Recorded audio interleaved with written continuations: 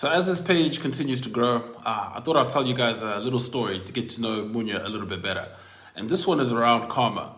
So when I was 20 years old, as a student many years ago in Manchester, I used to have a part-time job working in a phone shop. And there was a bank holiday Monday, which is a public holiday. And in Manchester, a bank holiday is a big deal. Everybody goes out. So my good colleague and I, let's call him Stephen, beg our boss, Jen, to give us early shifts so that we can leave work early and join the festivities. And of course, as Jenny would have it, we were given the absolute latest shifts possible, closing at 10 p.m. Now, the worst part is that from 6 p.m. to 9:59 p.m., nobody came into the store. So we're getting ready to close, the shutters are coming down, and at 9:59, some guy dives underneath the shutters as they're closing down. And he's now lying down on the shop floor, face down, completely out of breath, gasping for air. And he finally gets up, hands on his knees, can barely breathe, but finally gathers himself and says, "Thank God I made it." Anywho, I need to book in my phone for a repair. Now, obviously, this is a complete piss take because booking in a phone for a repair isn't a 2-minute job. And it's past 10 and the system's off and it's a bank holiday and we have somewhere we need to be. So it's a no. So we try and kick this man out and he's having none of it. He's now demanding to be served. And after some back and forth, he goes out the shop and calls the security in the shopping mall, who call our boss, Jen, who, as you can imagine, is extremely upset at getting disturbed at 10 p.m. at night. So she forces us to serve this gentleman. So we have to restart the computers and help this man. And it's just super awkward. And he can feel it, and he doesn't like it.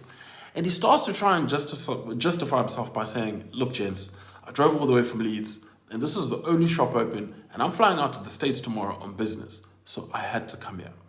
Anyway, it's now 10:30, and I'm even embarrassed to say this part of the video. But we were so upset, our bank holiday plans were up in smoke. The traffic to get to central Manchester was going to be diabolical. So in retaliation, in a fit of rage, we took this gent's iPhone, vacuum sealed it, drained it in water, and sent it over for repair. The only thing missing was a goldfish. Now, any phone with any sign of water damage won't be repaired. Warranty will be voided, and it's on the customer to fix. 2 weeks later, the gentleman came back. And ironically that day, Stephen, Jen and I were all at the front of the store. He says he's here to collect his phone, and Jen says, "Don't worry, I'll get it." And it's only in that moment that the height of our stupidity kicked in. This was a sackable offense, and there was nowhere to hide. Us standing on that shop floor about a minute away from Armageddon. And my brain was going insane. If I get fired, will they tell the university? Will they cancel my visa? Will they send me back to Zim? Can you just imagine what my mother would say? "But Munya, you threw this man's iPhone in water so you could go to disco. Disco is more important than your future." Anyway, the awkwardness, just like last time, is there. But to make it worse, the man starts talking and he says, "Listen, lads, I need to apologize for my behavior last time. You know, I used to work at retail when I was younger. And there's nothing I hated more than customers who'd waste my time coming when we were closing. Yet here I was doing the same thing to you. I thought I'd make it up to you guys. So here's 2 £50 gift vouchers for the Trafford Centre. And I hope we can be friends." Like, this just couldn't get any worse. He's actually a nice guy, and he's about to find his phone is beyond economical repair, and he's going to have to buy a new one. There's no way we could accept. He was going to need all the money he could get, so we absolutely refused. And the guy's confused, and he says, "Oh, I get it. You guys can't accept tips. Don't worry, I got you. I'll just throw these 2 vouchers in the bin right here, and you boys can collect them later. Nobody will know." And as tempting as it was, we just couldn't. He couldn't understand it, and eventually goes, "Fair enough."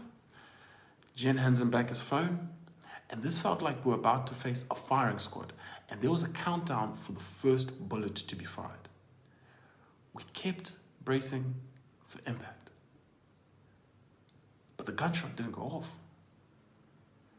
Instead, he goes, "So is that everything then?" It's all very confusing, and then he says, "Now I really feel guilty. You guys are such a class act. You even got my phone replaced with a brand new one." It turns out there was a letter in the box, and his specific batch got lost in the delivery, and all the phones were replaced, something that only happened one time in my 4 years there.